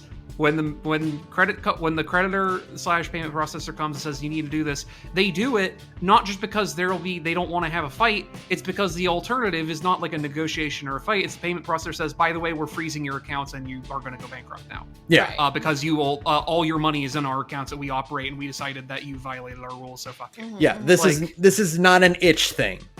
No, you need to be putting the sticks to the people who can actually have an influence on like affecting this, and it's not the e-commerce platform that unfortunately operates all of its business through payment processors because like if you're an e-commerce platform that has 10 people who work there, that's what you do. Yeah, it's the payment processors who have insane policies where it's like, yeah, these things need to adhere to our arbitrary guidelines that we don't lay out. And also, by the way, if you violate it, we can at will decide that you owe us like $250,000. Yeah, exactly. Yeah. And also that bad mouthing us in any way while we are while we provide service for you qualifies as a breach of our policies. So yeah, just call those numbers. That will be in the title card. There you go. Perfect. There you go. That's a very funny one. Yeah. Next, Microsoft announces Gamescom 2025 plans. Oh. I forgot that was happening. Yeah, I did too. It's mostly stuff we've already seen and know about. Sure. Like, there's nothing. I'm just more surprised that they're doing something. Yeah, what do they even have? They killed Perfect Dark and all that shit. Yeah, it's a lot of stuff we saw at Summer Game Fest. So like Grounded 2, Outer Worlds, We'll be seeing a little bit more of Onimusha and There Are No Ghosts in the Grand. Okay. So that might be cool. fun. And apparently Silk Song will be there, maybe for real this time. Now, I have to stress, because it is important, and I think this is also important context for our listeners, Microsoft isn't making Onimusha. No, they're just showing it off. They also aren't making Hollow Knight Silk Song, and I don't think they're making Ghosts at the Grand either. No, they're not. They're just publishing all that shit. Remember when they bought Activision for like $80 billion? And then nothing came. They still haven't put anything out, really, except for Call of Duty. The reason Microsoft consistently has the best shows at like Summer Game Fest is because they're not the ones publishing these games. Yeah, exactly.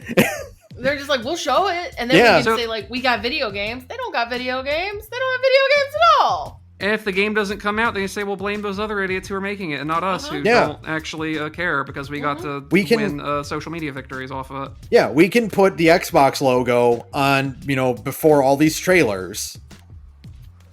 And people will be like, Xbox, I remember that name. Is Namco Bandai supposed to be there?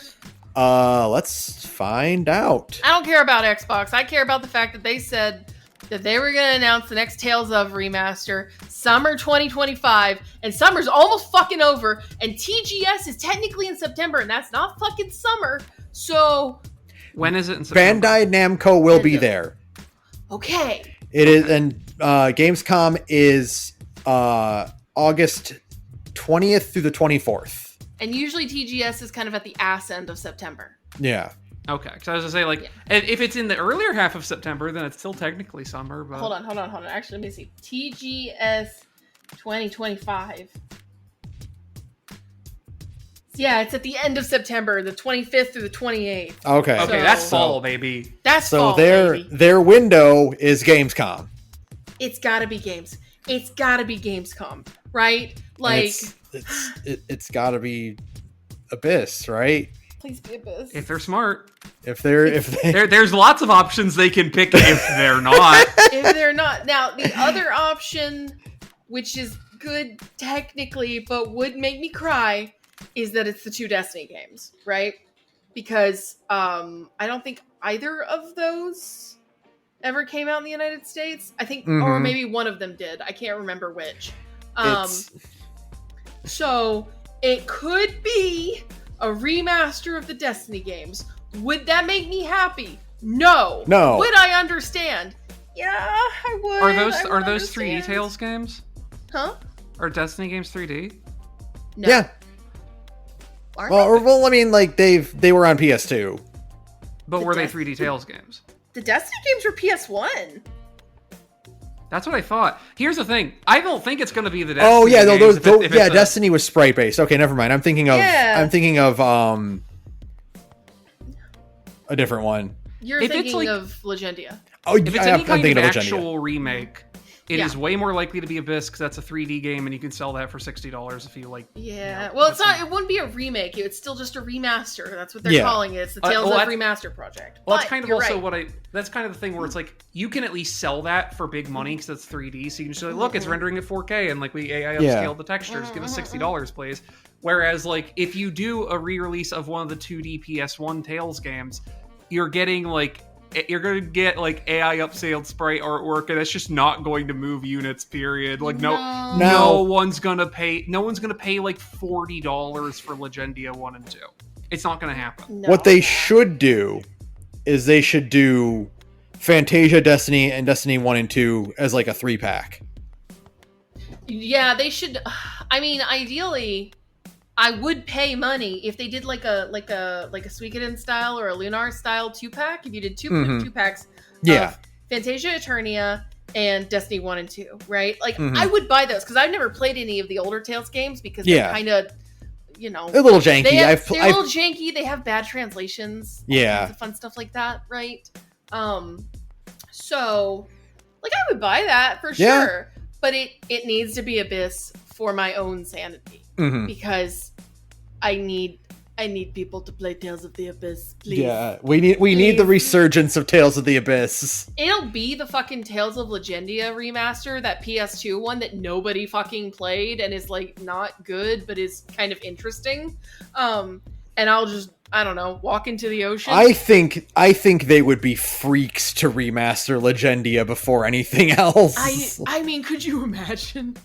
That would be that would be like if the fucking RE remake project started with Code Veronica. Yeah. Yeah. I will say, Saturn, you would be interested at least in some of Legendia, not like as a video game, but as like a piece of art, because all the character designs are by the person who did Samurai Champloo. Oh shit! Okay. Yeah, like that's like the art. Yeah, the designs are really interesting at least, but the game is. Yeah, here's the thing. I'm never going to go out of my way to play a 2D Tales game, because if I was going to do that, I would hunt down a ROM for and replay Summon Night Swordcraft Story, which is my childhood nostalgia 2D Tales game, because that is just a 2D Tales game they put on the Game Boy Advance, but it's not a Tales game because it was developed by Band Presto. No, understandable. Yeah. I do understand that my not having, as like the Tales person in the group, my not having played the 2D Tales games is like a big gap in my knowledge. Like I've played more retro Final Fantasies. I haven't even played that many retro Final Fantasies, right? Yeah. So like I do need to rectify that at some point, but listen, I would never in a million years pick Destiny 1 and 2 over fucking Tales of the Abyss. You are out of your mind. Yeah, no, that's crazy. That's crazy talk. Please. I just need a Steam link to send people. Yeah. To be like, here's the best Tales game.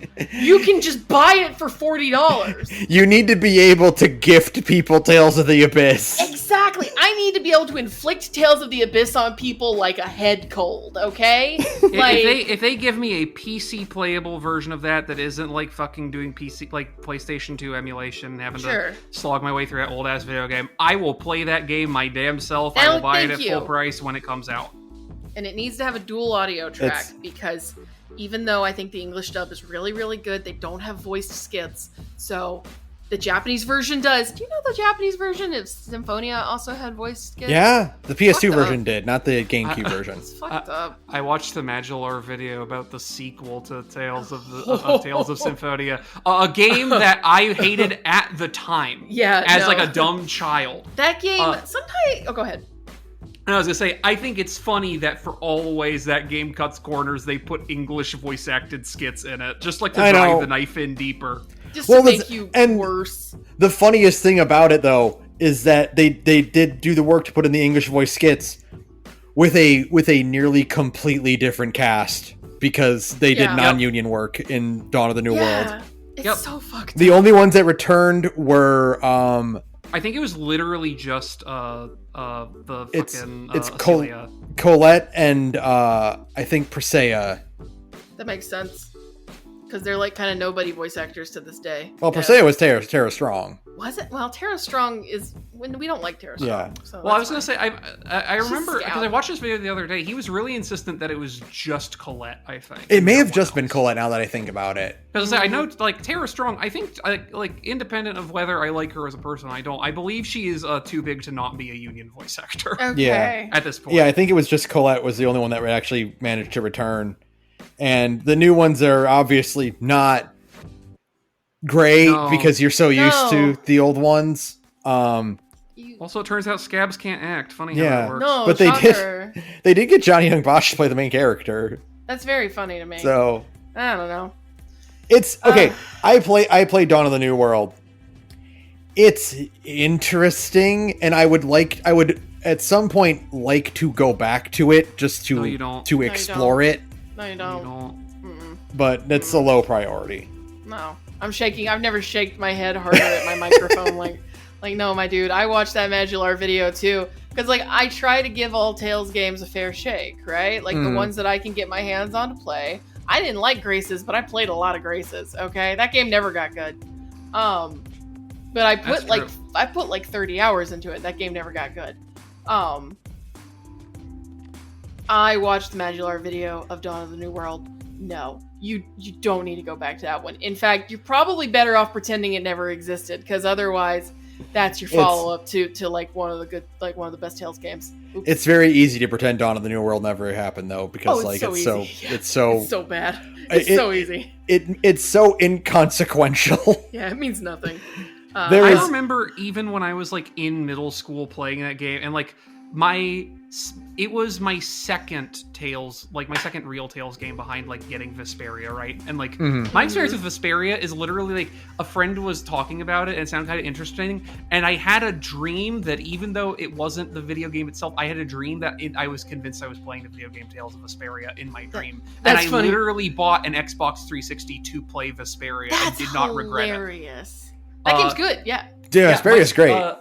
But I also had a Wii, so Dawn of the New World was my second Tales game, and even then, when I was like in, I want to say like first year of high school or something like that, it was really reaffirming to hear Modular go, and then this is the part where Rex says courage is magic that turns dreams into reality, and it's the dumbest fucking line in the entire game, and I can't believe they tried to turn this into the arc line for the game. And I'm like, that's right, yeah, I remember when I was 13 or 14 years old going, wow, this is the stupidest fucking sentence I've ever heard a human being say. Why do you keep saying it? It is the corniest thing it sucks. Imaginable. And it's in a series that does corny shit all the time, and in the moment you're like, it's raw, right? But no, there's nothing that can turn that line into anything good. I had to double check, by the way. Vesperia and Dawn of the New World are a month and a half apart. Oh yeah, it's so funny. Whoops, you put the best one. You put one of the best ones out right next to one of the worst ones. How did you do that? There's only one moment that I can remember, like actually fondly, of Dawn of the New World, which is, so the plot is that the main character, like, there's an imposter Lloyd running around like causing havoc, right? Right. And you get to the point where the main character Emil finally confronts both the imposter and the real Lloyd in the middle of a fight, and you have to do the thing where it's like, well, which one is the real Lloyd? And it's a challenge for Emil, who has never met the real Lloyd. But the two you have to pick from is one where it's Lloyd like in his normal fighting stance, and there's another Lloyd doing like a fucking Sentai pose with his arms wide open, with the dumbest fucking smile on his face. And Emil's like, which one do I shoot? The answer is you shoot the real Lloyd because he's an idiot, but don't worry about it. I do at least think it is in a vacuum conceptually really funny to like start your game with a tremendous character assassination of the protagonist of the first game, and your character be the only person who knows that this happened, and just be like, everyone's like, no, the guy from the first game is really cool. It's like, yeah, but he killed my dad. It's like, shut the fuck up. Your dad was probably lame. He probably deserved it. In a better game, it would go super hard. Yeah. Oh, God. Anyway, next. Okay. Wolfenstein is the next game series to get an adaptation for TV. Okay. All right. Get John Cena. Or John Cena or the guy who plays Reacher. Like, that's it. Those are your picks. Two options. I think you should get John Cena because I think it'd be funny. But sure, I'll watch it. I mean, you know, we need a TV show right about now about BJ Blazkowicz killing Nazis. Yeah, we need a large man killing Nazis on TV right now. Yeah. My understanding is that John Cena has been a heel lately, so he needs to reconnect to his roots. That's right. Be a hero again. Kill some Nazis viscerally. He's doing Peacemaker season 2, so maybe he'll kill some Nazis in that one. Fuck yes.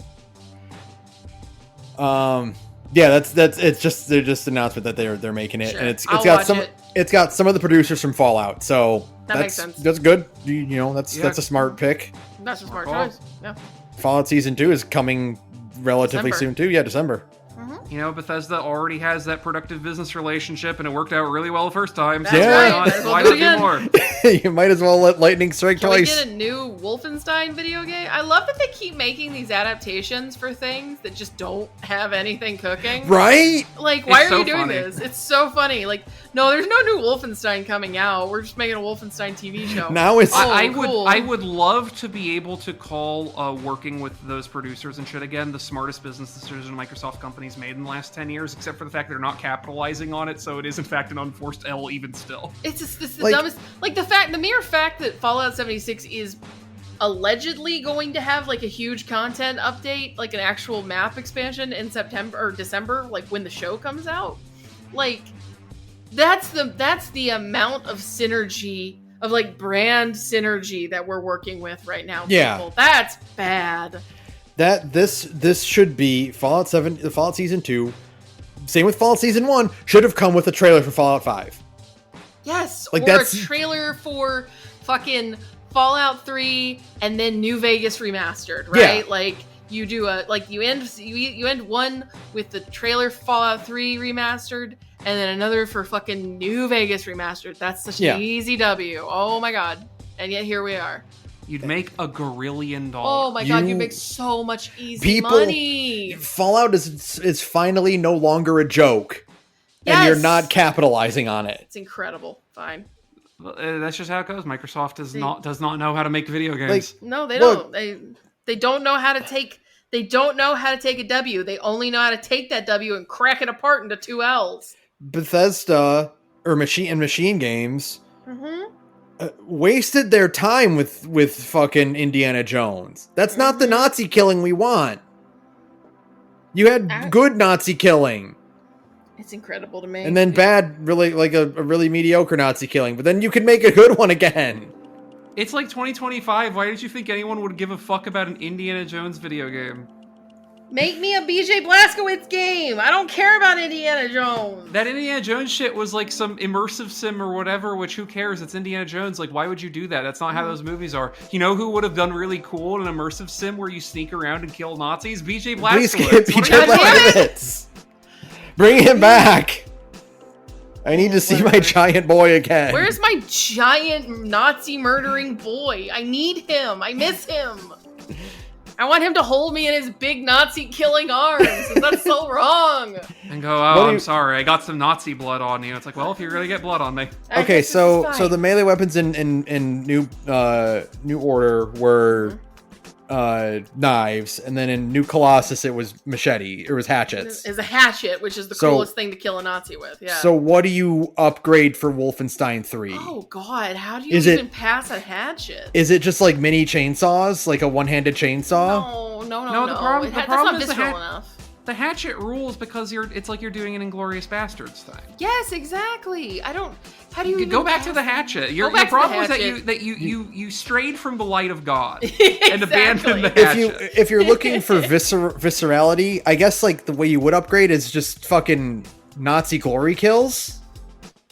Fuck yes, dude. Like they're not really in Doom anymore, right? So you does BJ just like break a Nazi's arm so bad the bone sticks out and then he jams that bone to the Nazi's like eye socket? Is that what you do next? That's perfectly fine, right? Hey Ben, have you perchance have you gotten a job offer for Microsoft recently? Because that's genius. Now it doesn't. Now I will say the job security isn't all there, but no. No, but I mean, if you get to at least affect your vision upon Wolfenstein with Nazi glory kills first, that would be fine. I think we need BJ just like jumping from a great height and then landing on a Nazi. Yeah, like Goomba stomping him, but with more squelch. You know what I mean? Yeah. I'm always saying this about things I wish would happen to Nazis. Yeah, absolutely. Speaking of cartoonishly stomping on people, Coyote vs. Acme escapes death by Warner Brothers Discovery gets 2026 release date. Yippee! Oh wow, it's coming out. That's funny. They're just gonna put it out. I thought. Oh, I'm thinking of the other one, the day the Earth blew up. That one came and went. That one did come out.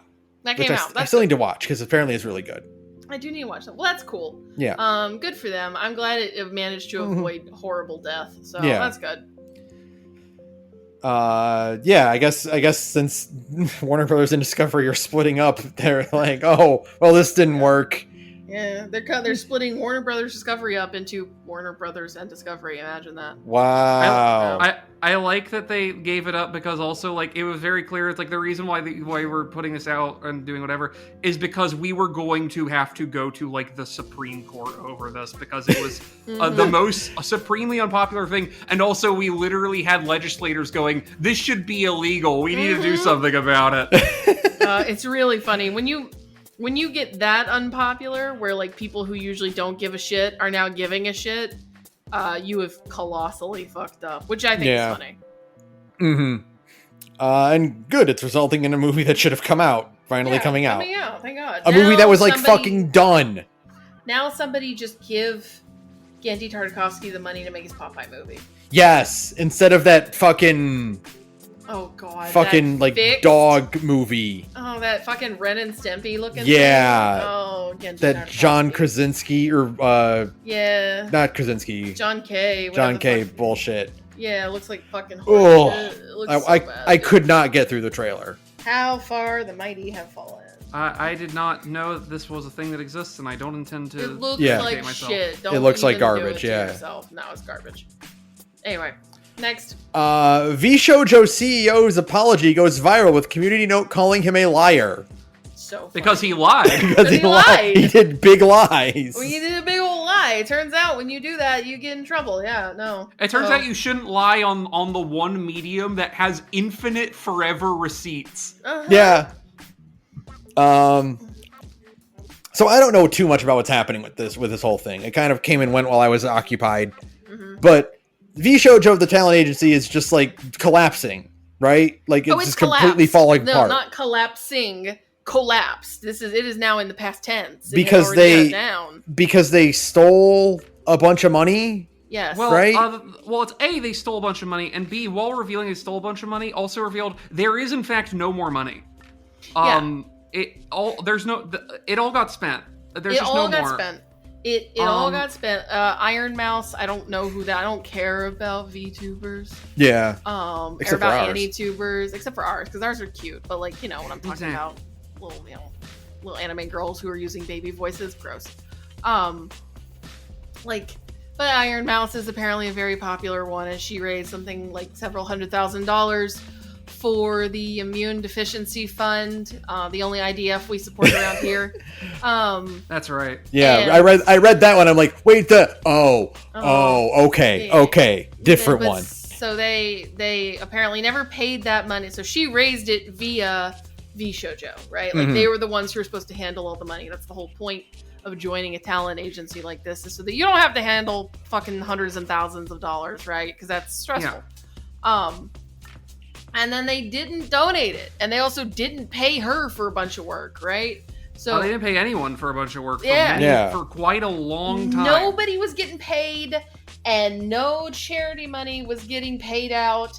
And as it turns out, there's just no money left, folks. It's all gone. The fucking I don't know, hookers and blow, I assume. Who knows? Yeah. Who knows? So the way this specifically shook out is that all Iron Mouse said all this is so I'm quitting VShojo because like because for also Iron Mouse raised that money for charity, because my understanding is that Iron Mouse is someone who is also immunodeficient, and like that fund was something that was important to her because it had supported her at some point too. Sure. And like this is like the understandable like this is my moral boundary, and you have simply crossed it. Like, irrespective of the fact that you haven't paid me in a year, you've also like done something that I consider like unforgivable. Right. And it is in so doing this that every other I think some of the other agency people from that had been quitting earlier in the year for like reasons that were kind of undisclosed, because they had their like non-compete contract or whatever, just weren't allowed to talk about it, and just didn't talk about it. But that was also the point where every other person in the agency is like, you know, it's funny, I haven't been getting paid for a year either. Yeah. So what's up with that? By the way. So wait a minute. And they just go like, I'm tugging on your collar like, oh, well, you weren't supposed to find out about that. Well, money's gone. What do you mean the money's gone? I mean, all of the money is gone. Oh, okay. The only saving grace to this is that because of the way VShojo like operates, their whole model of like how they do their actual like coming up like doing their agency shit for new VTubers is they go, yeah, the actual rights for the VTuber, like the name and whatever, they are in the hands of the person who is doing the acting. Oh, good. That's not normally how that works. That's why when Gargura left HoloLive, she had to debut a new character who is very obviously, it's her doing her same voice and also like a weird little like shark themed loli, right? Yeah. But like legally distinct because HoloLive owns the rights to that character.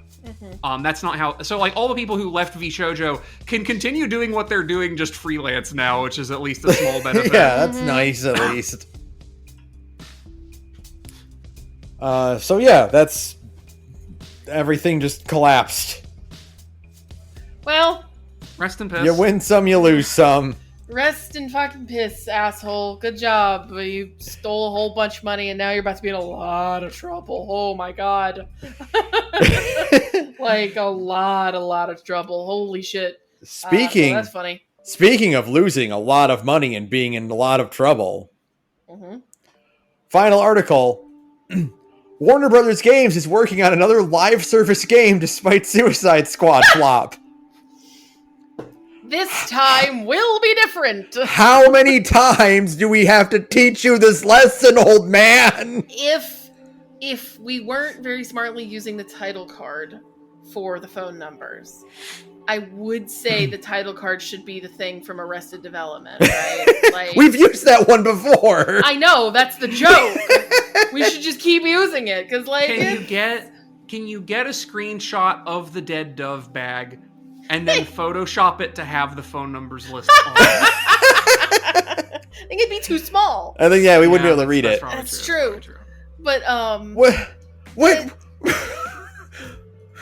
what would compel you to try again? The promise cocaine. of infinite money. Or cocaine, yeah. Those are the same thing at a certain extent. That's true. Infinite money. The delusions of infinite money are usually spurred on by cocaine fantasies. Yeah, good point. You fucking canceled the Wonder Woman game for this. Yeah. Well, Wonder Woman's not going to make infinite money, loser. Exactly. Like, you can't sell 45 season passes and have hundreds and hundreds of people, paying monthly to play your bad live service game, right? Like, the Wonder Woman game was not going to be an infinite money printer, but this definitely will also not be an infinite money printer and will never come out. Or if it does come out, will fail instantly. Look, the thing is, we did build this house out of balsa wood. But we are going to try building it out of balsa wood again, because I've got a good feeling this time. It'll be fine. It'll be fine. It'll be A-okay. Why would you think it's not going to be fine? It's fine.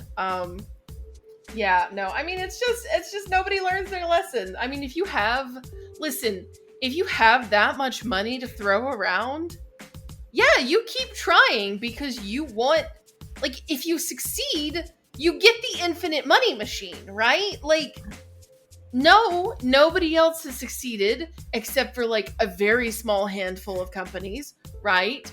But if you've got $1 billion just throw around at video game development and just keep making projects, like, the deranged executive mind, as feckless and stupid and gutless as they are, will just simply say, I mean, we only got to hit it once, right? It's constantly pulling the lever. And these are just overpaid gambling addicts, right? Well, one of the chambers in this revolver is empty. If we keep pulling the trigger at our foreheads, eventually we'll get the empty one. Exactly. Like, this is just constantly pulling the lever on a slot machine, right? Yeah. But just on a massive scale. Just keep hitting the slot machine, and by God, eventually one of these $300 million investments will pay out into the infinite money machine, right?